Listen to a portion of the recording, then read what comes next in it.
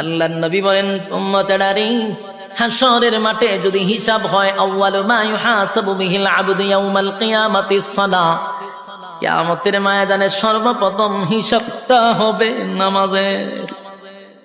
বলুন কিসের? 1 নাম্বার হিসাব হবে নামাজ। অথচ আমাদের সমাজের মানুষ নামাজটাকে বড় অবহেলা করে, নামাজ পড়ে না, হেলায় আর কেলায়।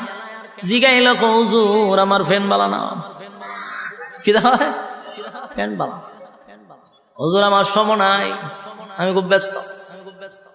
আল্লাহ বলবে, বান্দারে, সময়ের মালিক তো আমি, রাইতে দিনে 24 ঘন্টা সময় তো আমি দিছি, আমার দেওয়া সময় কেন আমারে দিলি না?